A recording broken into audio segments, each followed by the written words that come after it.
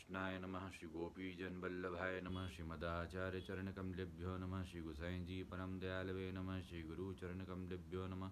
सर्वात्मना प्रपन्नानां गोपीनां पोषयन् मनः तं वन्दे विठ्ठलाधीशं गौरश्याम प्रियन्वतं। नमामि विठ्ठलेश्वरं सदात्तुदारमानसं स्वभक्तरक्षणक्षमं हृदेश भक्तिभावदं। चिन्तासन्तानहन्तारो यत्पादाम्बुजरेण वः स्वीयानान्तान्निजाचार्यान् प्रणमामि मुहुर्मुहुः। सभी श्रोतागण एवं वैष्णवजनों को शुभाशीर्वाद।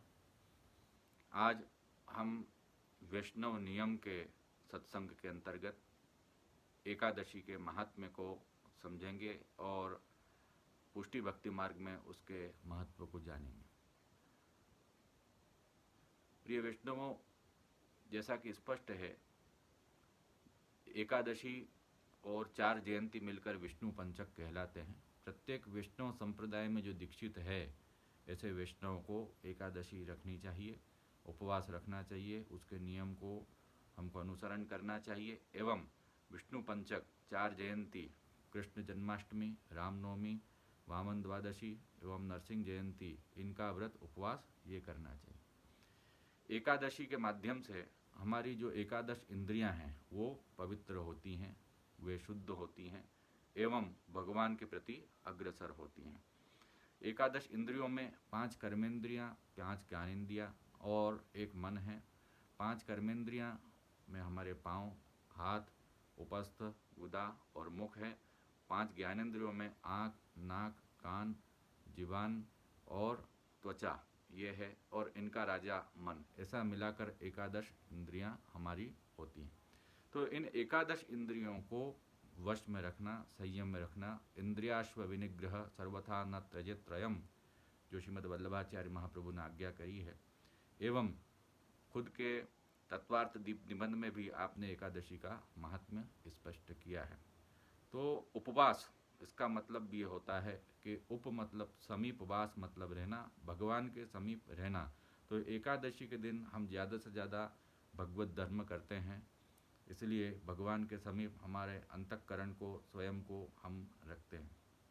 पापों से निवृत्ति एवं जो अलौकिक भगवत गुण हैं उनको आत्मसात करना, इसका नाम भी उपवास कहा गया है। इसके अंदर हमारी जो लौकिक संसार में आसक्ति है उससे उदासीनता हमारी होती है, यह भी शास्त्रों में बताया गया है। शास्त्रों में ये बताया गया है कि 8 वर्ष से लेकर 80 वर्ष तक की उम्र के जो लोग हैं, चाहे स्त्री हो चाहे पुरुष हो, वो एकादशी कर सकते हैं। कोई बालक हो, कोई रोगी हो, कोई रोगी हो, किसी को कुछ तकलीफ हो, तो इन नियम में शिथिलता आ सकती है, और जो यथाशक्ति पालन कर सकता है उसको नियमों का पालन करना चाहिए। तो एकादशी के महात्म्य में ये बताया गया है कि एकादशी का उपवास करने से एकादशी के जो नियम हैं, जो दान, व्रत, तप, जप, दक्षिणा, गौ पूजन, गुरु दर्शन, गुरु सेवा एवं हरि दर्शन, भगवत पूजा, ये जो मर्यादा मार्ग के अंतर्गत जो प्रकार बताए गए हैं, उनको करने से भुक्ति, मुक्ति और जो भी सकाम भाव से हम करते हैं, वो सब सकाम भाव की पूर्ति, हमारी मनोकामना हमारी पूर्ण होती है। इसलिए एकादशी से हमको पुण्य प्राप्त होता है। और कई बार देखा गया है कि हम किसी गत व्यक्ति के लिए एकादशी के जो भी पुण्य हैं उसको हम प्रदान भी करते हैं। तो जो सकाम भाव से एकादशी की जाती है, उसके अंतर्गत दशमी की रात को भी उपवास किया जाता है। एकादशी को पूर्ण उपवास होता है, जागरण होता है, एवं द्वादशी के दिन भी सुबह उपवास होता है, एवं तुलसी के पत्ते और जल से पारणा किया जाता है, अर्थात एकादशी को तोड़ा जाता है। और जो नित्य नियम से प्राप्त ऐसी एकादशी जो है, जो नित्य करनी चाहिए, उसके अंदर मात्र हम एकादशी के दिन सुबह और शाम उपवास करें तो ही हमारे निष्काम भाव से किए हुए, भगवत प्रीत्यर्थ की हुई एकादशी सफल हो जाती है।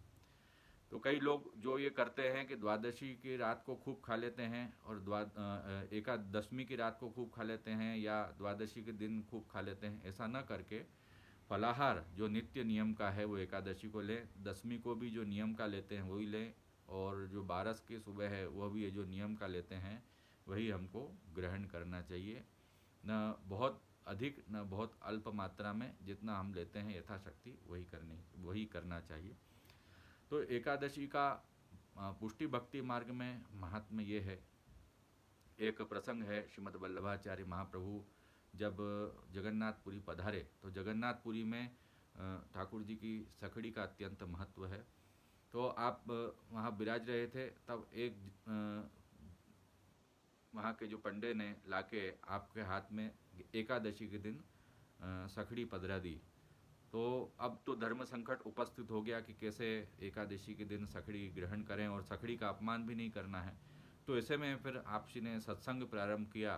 तो संपूर्ण रात्रि पर्यंत सत्संग रहा और उसके बाद में जब द्वादशी लगी तब आपने वह प्रसाद श्री जगन्नाथ जी का ग्रहण किया। ऐसा प्रसंग एकादशी के महात्म्य का हमको प्राप्त होता है। तो यहाँ से हम ये समझ सकते हैं कि पुष्टि भक्ति मार्ग में भी एकादशी का महत्व है।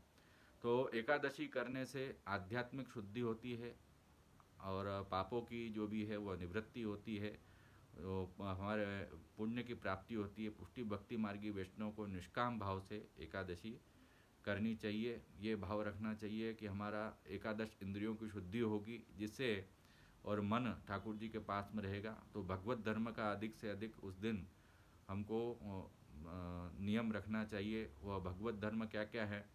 श्री ठाकुर जी के दर्शन करना, श्री गुरु के दर्शन करना और वैष्णवों की सेवा करना, ठाकुर जी की सेवा करना, गुरु की सेवा करना, यथाशक्ति जो द्रव्य है उसका सदुपयोग अच्छे कार्यों में हम करें, भगवत सेवा में हम करें एवं परोपकार के कार्यों में हम करें, गौ सेवा हम करें, साथ ही साथ भगवत नाम का जप करें, वैष्णवों का सत्संग करें, गुणगान करें, भगवत स्मरण करें।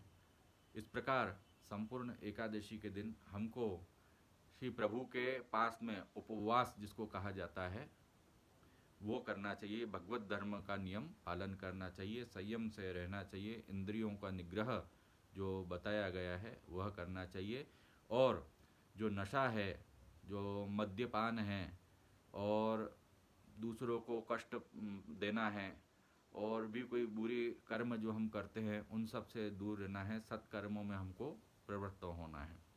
इसी प्रकार एकादशी के जो फलाहार हम ग्रहण करते हैं वह अपरस में, तो एकादशी के दिन अपरस का भी हमको ध्यान रखना है, अर्थात बाहर की शुद्धि और अंदर की शुद्धि दोनों हो उसका हमको ध्यान रखना है। अपरस में स्नान करके श्री प्रभु के सन्मुख निवेदन का स्मरण करते हुए, साथ ही साथ संपूर्ण जो भी सामग्री हमने फलाहार की सिद्ध की है, जो यथा योग्य सामग्री है उनको भोग धर के महाप्रभु जी की कानी देकर जो महाप्रसाद है वो हमको ग्रहण करना चाहिए। तो फलाहार के अंदर दूध है, फल है और एकादशी के फलाहार के अंतर्गत मोरधान है, राजगीरा है और बघार जो है जीरा, नींबू, अपने सूखा मेवा, ये भी हम कर सकते हैं, नीम, इसका उपयोग भी हो सकता है। और साथ ही साथ जो मावे से बनी हुई सामग्री हैं वो सब इसके अंदर उपयोग आ सकती है। एकादशी के फलाहार के अंदर साबूदाना भी लिया जाता है, साबूदाने से संबंधित तो जो नमक है उसमें सेंधा नमक का उपयोग होता है, घी का उपयोग होता है। और जिन चीज़ों का निषेध है जैसे हींग है, दालें हैं, धान, गेहूँ इत्यादि जो बताए गए हैं वो सब हैं, सखड़ी है, तेल है और राई है, हल्दी है और अत्यधिक मिर्ची है। पुराने समय हरी मिर्ची का और लाल मिर्ची का उपयोग नहीं होता था फलाहार के अंदर, तो यथा योग्य जैसा नियम हमसे निभ सके उसका हमको अनुसरण करना चाहिए, क्योंकि ये सात्विक भोजन है, इसलिए सात्विकता से हमको यह ठाकुर जी को धर के और सात्विक भोजन महाप्रसाद हमको ग्रहण करना चाहिए, जिससे कि हमको आलस्य प्रमाद न रहें। ऐसा श्रीमद् वल्लभाचार्य महाप्रभु आज्ञा करते हैं कि व्रत जयंती में भी उपवास रखें, क्योंकि व्रत जयंती में उपवास रखने से भगवत आवेश रहता है, आलस्य और प्रमाद नहीं होता। आलस्य और प्रमाद होने से भगवत आवेश निकल जाता है। इसीलिए एकादशी के दिन हम उपवास करते हैं, ठाकुर जी का विशेष भजन कीर्तन, बधाई इत्यादि जो भी प्रकार है, गुणगान कीर्तन हम करते हैं, पाठ करते हैं, सत्संग करते हैं, वार्ता जी करते हैं, शिक्षा पत्र इत्यादि करते हैं, वे षोडश ग्रंथ का पाठ, सुबोध निजी इत्यादि करते हैं, तो भगवद आवेश सदा हम में बना रहे, यही एकादशी का प्रयोजन है। इसलिए सभी वैष्णवों को एकादशी का महात्म्य जानकर यथाशक्ति एकादशी का पालन करना चाहिए और दीनतापूर्वक पुष्टि भक्ति मार्ग के धर्म के नियम को पालन करते रहना चाहिए। आशीर्वाद।